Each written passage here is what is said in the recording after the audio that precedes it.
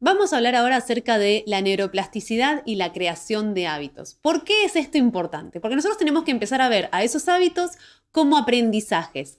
Y esos aprendizajes se fijan en el cerebro, entre otras cosas, gracias a la neuroplasticidad. Así que a partir de este momento, la neuroplasticidad empieza a ser nuestra mejor amiga, nuestra mejor aliada para que esos hábitos empiecen a fijarse como nosotros estamos buscando.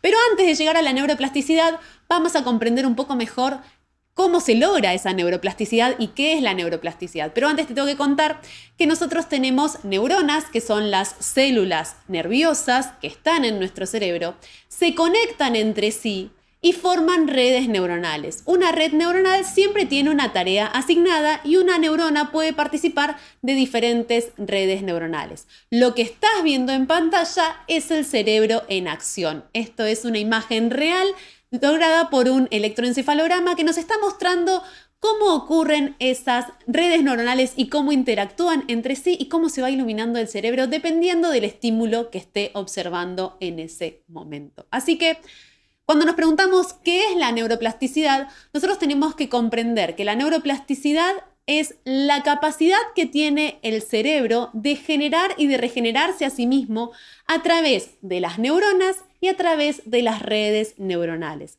El cerebro es el encargado de la neurogénesis, eso quiere decir de crear neuronas, unirlas y combinarlas entre sí para diferentes tareas, y las neuronas que nosotros no usamos, el cerebro se ocupa de extinguirlas. Entonces, cuando empezamos a revisar todo esto desde la neurociencia en relación a los hábitos, nos damos cuenta que hay factores que pueden condicionar esa creación de hábitos y ese funcionamiento de la neuroplasticidad. Hay cosas que vos vas a poder hacer y que nosotros vamos a trabajar en la tarea de esta clase. Pero hay otras que capaz nosotros tenemos que comprender que no tenemos mucha posibilidad de incidencia. Hay factores que son genéticos y hay factores que son epigenéticos. En los factores genéticos son los que están determinados por nuestra genética, eso es hereditario y aparentemente no podemos hacer mucho con eso, pero sí podemos trabajar en los factores epigenéticos. Los factores epigenéticos son factores ambientales, culturales, nuestras propias experiencias, las experiencias de las personas que para nosotros son referentes y que nos van aportando a nuestra vida. Y ahí sí nosotros podemos incidir muchísimo más.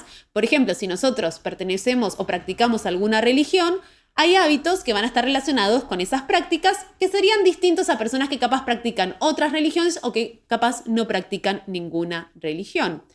Igual te quiero contar que esos factores genéticos, que según el doctor Richard Davidson, el 50% de nuestra personalidad está determinada por esos factores genéticos, pareciera que nosotros no podemos hacer nada, pero el doctor Richard Davidson lo explica como si fuera un tablero de electricidad.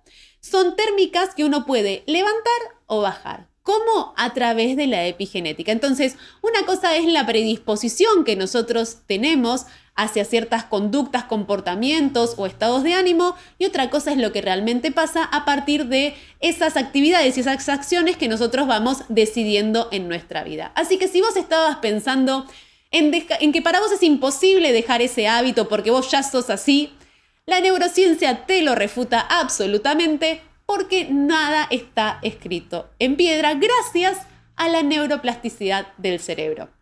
Entonces, claro, es momento de preguntarnos por qué nos cuesta tanto mantener hábitos, ¿no? Y ahí voy a contarte algunas cuestiones y fundamentos que van a comprender mejor, no para que te des lástima ni que para que digas, ay, claro, ahora entiendo por qué me cuesta tanto, ni para que abandones el hábito, sino para que, gracias a conocer esto, vos puedas perseverar aún más. Lo primero que tenemos que saber es que cuando uno comienza con un hábito nuevo, esas redes neuronales que van a cumplir esa tarea aún están muy débiles. Entonces, no es tan fácil para el cerebro hacerlo de manera fluida. Ese esfuerzo adicional hace que muchas veces a nosotros nos cueste fijar ese hábito y entonces decidimos abandonarlo.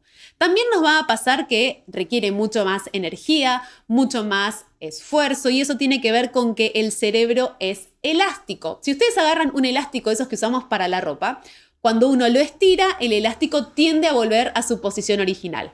Cuando yo estoy tratando de crear un hábito nuevo, mi cerebro vuelve a su posición original. Lo que vamos a ver a lo largo de este curso es ¿Cómo hacemos nosotros para estirar y estirar ese elástico tantas veces como sean necesarias para que al final termine cediendo hacia ese hábito positivo que nosotros queremos en nuestra vida?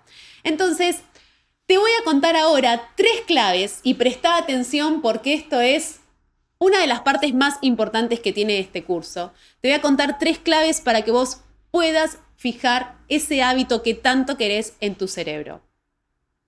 Repetición, repetición, repetición. No hay otra. Esta elasticidad y esta romper la inercia desde el cerebro se da gracias a la repetición. Y si no, ponete a pensar cuando aprendiste a andar en bicicleta, cuando aprendiste a manejar, cuando la primera vez que te pusiste a estudiar un idioma extranjero, la primera vez que quisiste cocinar algo. ¿Cómo fuimos mejorando todo eso? Por repetición, porque la repetición afianza las redes neuronales, afianza las conexiones que nosotros vamos teniendo y además empieza a construir redes asociativas entre actividades y comportamientos que se van pareciendo. Por lo tanto, con el tiempo, con la práctica y con el esfuerzo sostenido, cada vez es mucho más fácil realizar esa tarea y fijar ese hábito que para nosotros es tan importante y tan imprescindible. Te invito a que pasemos al workbook para abordar la siguiente tarea de este programa. La tarea número 2 de este programa es comenzar a realizar actividades y desafíos que van a permitir flexibilizar esas redes neuronales. Probablemente esto que vamos a realizar hoy no es un hábito en sí y no te va a llevar directamente a ese hábito que vos querés, pero sí va a entrenar a tu cerebro en la posibilidad de ser más flexible a la hora de resolver. Como nosotros ya vimos al principio, los hábitos son rutinas y esas rutinas son tan repetitivas que ya ni prestamos atención cuando las hacemos. Lo que vamos a buscar ahora es sorprender a nuestro cerebro y que empiece a entrenarse en ese esfuerzo de prestar atención a cosas que habitualmente no presta. ¿Por qué? Porque claro, ahora les vamos a cambiar algunos componentes que lo van a obligar a estar muy atento. Así que tarea número 2 de esta clase que dice: realiza estos 3 desafíos para flexibilizar las conexiones entre tus redes neuronales. Durante al menos un mes, proponte realizar estas propuestas sugeridas u otras similares que te permitan desarrollar el objetivo que buscamos. Lo primero que te voy a proponer es que realices desafíos de lateralidad. Eso quiere decir, nosotros hacemos habitualmente las cosas siempre con la misma mano. Entonces, te voy a proponer que te cepilles los dientes con la otra mano, que cambies de manos los cubiertos y que, por ejemplo, practiques hacer malabares con pelotitas. También, en cuanto a lateralidad, te puede servir escribir con la otra mano, te puede servir cualquier actividad que vos hagas siempre con una, que lo empieces a hacer con la otra. La tarea va a ser la misma, pero vas a notar la dificultad cuando el cerebro tiene que cambiar estos patrones de comportamiento y eso, si bien es un juego y uno lo puede tomar como gracia, también entrena a tu cerebro en esta flexibilidad cuando las cuestiones van cambiando. Lo segundo que te propongo es realizar actividades diferentes y novedosas. Por ejemplo, comer algo que nunca hayas comido, busca en tu aplicación favorita de pedidos a domicilio y fíjate ahí qué comida nunca probaste antes. Y esa, pedila. Está muy bien. Puede ser que no te guste, pueden pasar un montón de cosas, pero el hecho de favorecerle y proveerle al cerebro experiencias nuevas hace que también aparezcan redes neuronales que capaz estaban más dormidas o que se empiecen a asociar redes neuronales existentes.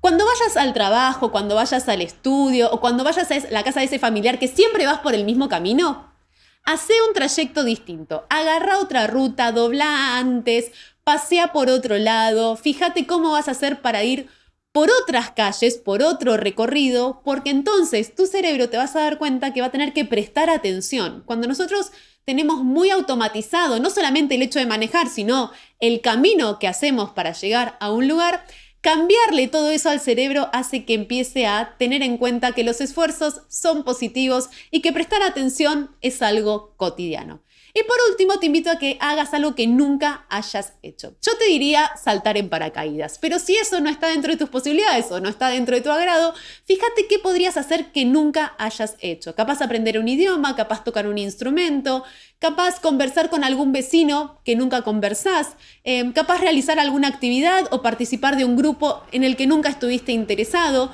porque más allá de la incomodidad que puede resultar esa nueva experiencia, para tu cerebro va a ser algo muy positivo porque va a estar aumentando ese aprendizaje. Y por último, te invito a que resuelvas juegos de ingenio. Hay aplicaciones en internet que te permiten esto, hay aplicaciones que puedes descargar a tu celular. Pero es importante aprender algo nuevo, resolver juegos de pensamiento lateral. Podés practicar con sudokus, con crucigramas, con juegos de memoria, con ejercicios que sean de velocidad de respuesta. Todo esto va a favorecer que esas redes neuronales sean cada vez más flexibles y tu cerebro más elástico. Entonces, en esta clase estuvimos viendo cómo la neuroplasticidad favorece la creación de hábitos y vimos la importancia de aumentar esa conectividad en las redes neuronales. Espero que pongas en práctica los ejercicios que estuvimos viendo porque te van a ayudar a esos nuevos hábitos que estás buscando. Y recordá, el mejor día para empezar es hoy y nos vemos en la próxima clase.